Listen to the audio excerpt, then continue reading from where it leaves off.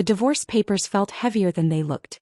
Tamara Jefferson Whitmore sat in the marble corridor of Kim and Associates, Seoul's most prestigious law firm, pressing the documents against her chest like a wound she was trying to hold closed.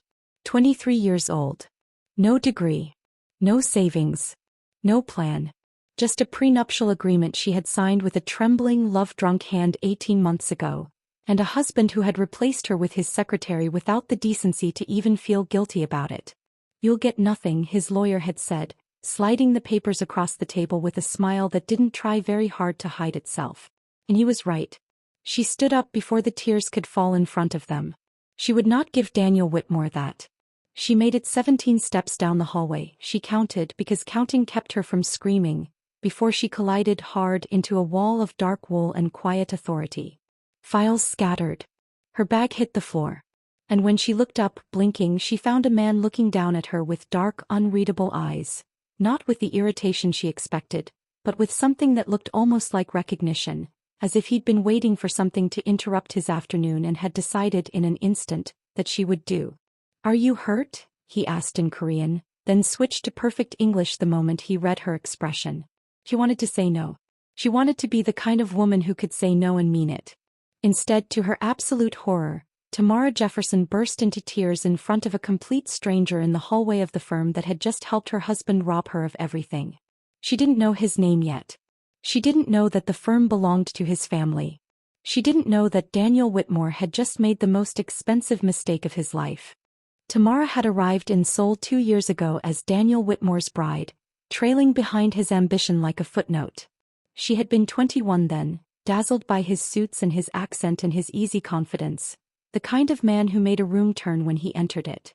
He had found her working the front desk at a hotel in Atlanta, told her she was the most beautiful thing he had ever seen, and 6 months later she was signing a prenuptial agreement in a glass-walled office while a lawyer explained what she was giving up. She had barely listened. Love, she told herself, was its own insurance policy. Seoul had been lonely in ways she hadn't anticipated. No friends. No family. A language she was still learning. Daniel traveled for work, came home distracted, and gradually the man who had once called her his whole world began to look through her like she was furniture. She had tried everything. Language classes, cooking, making herself smaller, making herself brighter. Nothing reached him. The truth she found out on a Tuesday, through a forwarded email she was never meant to see. His secretary. For 8 months. While Tamara had been learning how to make his favorite Korean dishes. The divorce proceedings had taken 3 weeks. The prenup was ironclad, Daniel's lawyers had made sure of that. She would leave the marriage with her clothes, a modest transitional allowance for 90 days and nothing else. Not the apartment. Not the accounts. Not even the dignity of an apology. Daniel had not once looked her in the eye across the conference table. So she had walked out of Kim and Associates with papers and tears and 17 careful steps before the world interrupted her in the shape of Park Moo-jin. He wouldn't let her leave until she had stopped crying. It wasn't said as a command, more like a quiet fact delivered while he picked up her scattered documents from the floor with the same calm efficiency he might apply to anything else. He handed them back without reading them, which she noticed and which meant more than she could explain. His name was Moo-jin. He offered nothing else. No title, no card, no explanation of what he was doing in the corridor. He walked her to a cafe 2 streets from the firm, ordered tea she didn't ask for, and sat across from her with the stillness of someone who had learned long ago that silence was not the same as absence. She talked more than she intended to. Something about the way he listened made confession feel like relief. He came back the next day. And the day after that. For 3 months, Park Moo-jin existed in Tamara's life as an anomaly she couldn't categorize. He had no social media. No photographs she could find. When she searched his name she found nothing, which struck her as almost impossible for a man who wore bespoke suits and spoke 4 languages and carried himself like someone who had never once questioned whether he belonged in a room. She assumed he was a lawyer, he spoke like one, but beyond that he remained carefully, deliberately opaque. What she knew was this: he made her laugh for the first time in months. He asked her questions no one had asked her before. What did she want, not what she needed. What she had dreamed about before Daniel. Who she was when no one was watching. When he proposed 7 months after the day she had walked into him, she said yes before he had finished the sentence. She wore ivory. Seoul's private circles whispered. And Tamara Jefferson became Mrs. Park, without yet understanding what that name meant in this city. She found out the way most people find out things in Seoul's upper circles. Not through announcement but through silence. It was the way the restaurant cleared its best table without being asked. The way Moojin's piece spoke to him, careful and exact, like every word had been weighed beforehand. The way her new mother-in-law received her in a home that was less a house and more a statement. All clean lines and inherited authority, overlooking the Han River like it had always been owed that view. Park. As in Park Holdings. As in the family whose name was etched in the lobby of Kim and Associates, where Tamara had signed her first marriage's ending.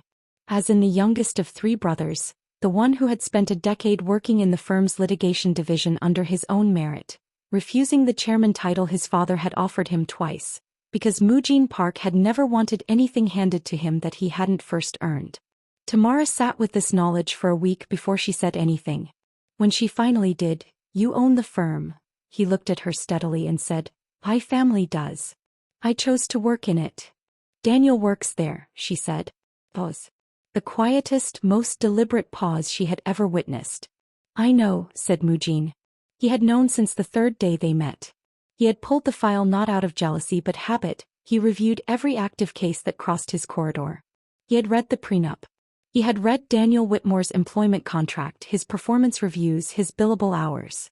He had said nothing because it wasn't his story to tell. But he had not forgotten. He didn't need to say what came next. Tamara watched it happen over the following weeks in the language of corporate bureaucracy. Daniel Whitmore's client roster began to thin. Cases were quietly redirected. Referrals dried up. In a firm built entirely on relationships, Daniel found himself without any. He was not fired. Moojin was not impulsive. But he was made professionally invisible, and in their world that was worse. It was a charity gala that undid the careful privacy Moojin had maintained for years. He hadn't planned to attend. Tamara had been asked to speak.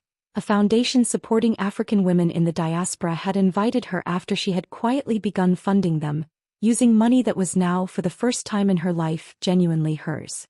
Moojin sat 3 tables back, watching his wife move through a room that had not known what to do with her at first and had slowly, unmistakably, begun to organize itself around her. A photographer caught them leaving together. One image. His face, usually absent from any publication, was clear and unmistakable. And by morning the caption had been identified, verified and republished across every society column in the country. Park Moojin, youngest heir to Park Holdings, and his wife. The story spread the way these things always do, fast, insatiable and total. Daniel saw the photograph at breakfast. He put down his coffee. He looked at the name. He looked at the face. He looked at Tamara, luminous, unbothered, belonging to a world he had spent years trying to reach, and felt something cold move through him that he would later call anger but was, in truth, closer to terror. He found her number. He called it 3 times before she answered. "You knew," he said. "You planned this." "Daniel," she said, "I don't think of you enough to plan anything." He began showing up. Outside her foundations. Outside the private estate. Once, unforgivably, at a lunch she was having with the Park family's lawyers. He was not violent, not technically, but he made himself present in the way that frightened people understand. Deliberate, entitled, the behavior of a man who still believed he owned something. Moojin did not raise his voice when he found out. He made 3 phone calls. Daniel Whitmore was escorted from the premises of Kim and Associates the following morning, his employment contract terminated under a morality clause that had always been there, waiting quietly like a held breath. His visa status, tied to his employment, was flagged for review. His name was removed from the firm's directory before noon. Tamara watched none of it. She had learned, being married to a man like Moojin, that power exercised quietly was still power. She had also learned that she had her own. On the 6-month anniversary of the gala, Tamara stood in the offices of the newly registered Jefferson Foundation. Her name, her vision, hers alone, and looked out over the city that had tried to swallow her whole and had not managed it. Moojin had offered to fund it entirely. She had accepted half, made the rest her own through the investments he had quietly taught her to understand, and drawn up the terms herself. He had reviewed them and made one small note in the margin. Brilliant. She had framed it. They didn't talk about Daniel much. There was nothing to say. He had returned to the United States to resume a career in a market that didn't know his soul record, and Tamara had signed the final documents releasing her from any further legal connection to him with a steadiness that surprised even her. The woman who had walked out of that corridor in tears was not gone. She had been rebuilt around her, load-bearing and permanent. What she had not told Mujin, what she had only begun to understand herself, was the thing she had noticed 3 weeks ago. The file on his desk. The one she had opened by accident when she was looking for a pen. Her prenuptial agreement with Daniel. The original. Annotated in Mujin's handwriting. Dated 4 days before they had met. She had closed the file and put it back and said nothing. She had turned it over every night since then, each rotation producing a different interpretation. Coincidence? Habit? Due diligence? Or something else entirely? Something that changed the shape of everything she thought had been accidental. That evening she set the file on the dining table between them. Mujin looked at it. Then at her. His expression, as always, gave her nothing for free. "How long," she said quietly, "did you know who I was?" The city spread out behind him through the glass, vast and glittering and entirely indifferent. He reached across the table, folded his hands over hers, and began to speak. And so the woman who walked out of a marble corridor with nothing but divorce papers and heartbreak now stands above the city that once watched her fall. Tamara Jefferson didn't just rise. She rebuilt. She learned the language of power. She learned the cost of love. And she discovered that sometimes the most dangerous man in the room isn't the one who shouts, but the one who waits. The question is, was Park Mujin her salvation? Or had he been rewriting her story long before she ever knew she needed saving? Some answers change your future. Others change your past. And Tamara was finally ready to hear both.